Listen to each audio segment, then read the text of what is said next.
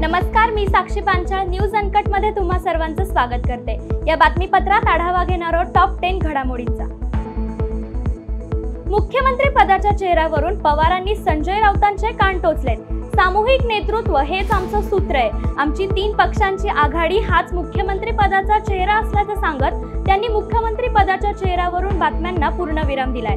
दुसरीकडे मात्र खासदार संजय राऊत स्वतःच्या विधानावर ठाम आहेत। कोणतंही सरकार बिनचेहऱ्याचं असू शकत नाही, संजय राऊतांनी पुन्हा एकदा म्हटलंय। महाविकास आघाडीमध्ये मुख्यमंत्री पदावरून आधी छोटे मोठे नेते एकमेकांविरोधात बोलत होते, मात्र आता महायुतीतच मोठे नेते देखील एकमेकांविरोधात बोलू लागलेत। त्यामुळे मुख्यमंत्री पदावरून मवियात शीतयुद्ध सुरू असल्याची चर्चा देखील होतीये। राज्याच्या अर्थसंकल्पात उपमुख्यमंत्री आणि अर्थमंत्री अजित पवार यांनी अनेक मोठ्या घोषणा केल्या। यावर आता राजकीय वर्तुळात अनेक प्रतिक्रिया देखील होत आहेत। याच पार्श्वभूमीवर आता अंबादास दानवे यांनी ट्विट करत प्रतिक्रिया दिली आहे। अंबादास दानवे म्हणाले की घोषणांच्या पावसात महाराष्ट्र भिजला, योजनांचा महापूर नदीत वाहून गेला। महाराष्ट्रासाठी केलेल्या घोषणांचा पाऊस झाला खरं, पण यातील किती योजना अंमलात येतील यावर शंका आहे।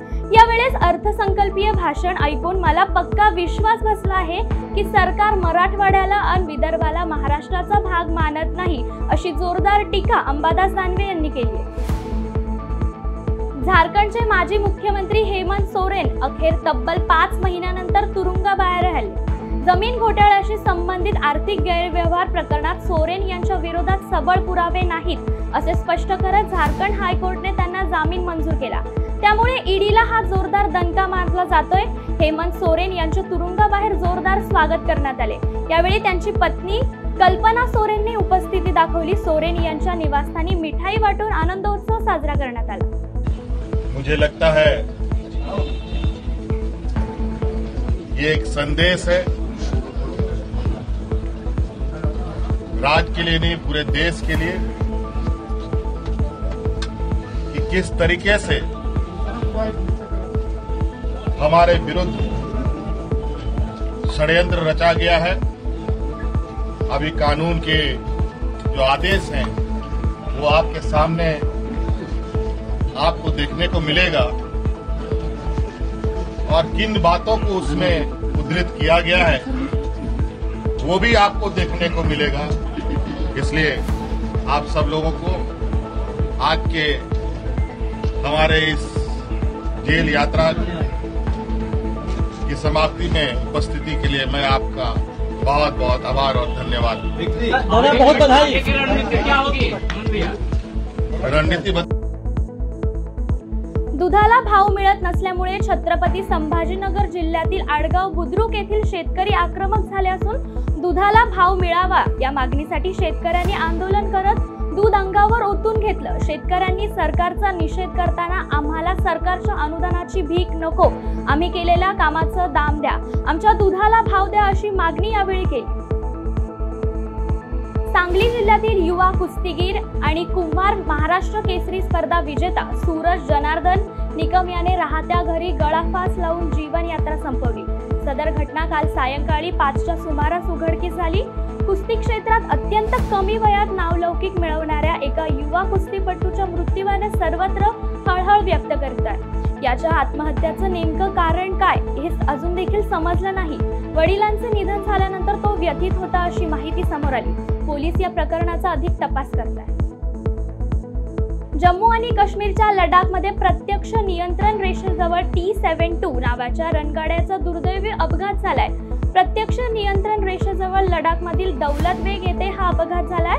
लष्करी अधिकाऱ्यांनी दिलेल्या माहितीनुसार सकाळी 3च्या सुमारास आर्मीचा रणगाडा प्रशिक्षणासाठी बाहेर आणण्यात आला होता। प्रशिक्षणाचा भाग म्हणून रणगाडा पाण्यात उतरवण्यात आला, पण अचानक नदीच्या पाण्याची पातळी वाढली आणि रणगाड्यातील 5 जवानांचा जागीच मृत्यू झाला।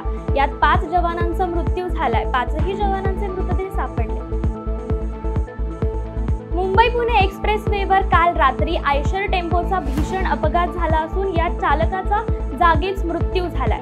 मुंबईहून पुण्याकडे जात असताना कोण गावाजवळ चालकाचे टेम्पोवरील नियंत्रण सुटल्याने त्याने समोरील अज्ञात वाहनाला जोरदार धडक दिली आहे। या भीषण अपघातात चालक शेख यासिन अहमद याचा केबिनमध्येच अडकून मृत्यू झालाय। पोलीस आणि स्वयंसेवी स्थानकांनी एक्सप्रेसवेवरील अपघातग्रस्त वाहनाला क्रेनच्या साहाय्याने बाजूला घेऊन वाहतूक सुरळीत केली. छत्रपती संभाजीनगरच्या कन्नड तालुक्यातील करंजखेड येथील लंबे नामक शेतकऱ्याच्या होंडा मोटरसायकलच्या हँडलमध्ये साप आढळला. यावेळी शेतकऱ्यांची चांगलीच तारंबळ उडाली आहे. मोटरसायकलमध्ये साप आहे कळाल्यानंतर त्यांनी लगेच करंजखेड येथील सर्पमित्र अहमद सलीम यांना बोलवले असता त्यांनी तत्काळ या सापाचे रेस्क्यू केले. हा साप बिनविषारी असल्याचं सांगितल्यावर शेतकऱ्यांनी सुटकेचा निश्वास सोडला. नवी मुंबईसह रायगडच्या काही भागात पावसाची संततधार सुरू आहे. या पावसाचा उरण रेल्वे स्थानकातील प्रवाशांना फटका बसलाय. उरण रेल्वे स्थानकात पावसाचं पाणी घुसलंय, त्यामुळे स्थानकाला तळावाचं स्वरूप आलंय. त्यामुळे प्रवाशांना स्थानकातून बाहेर पडताना प्रचंड मनस्ताप सहन करावा लागतोय.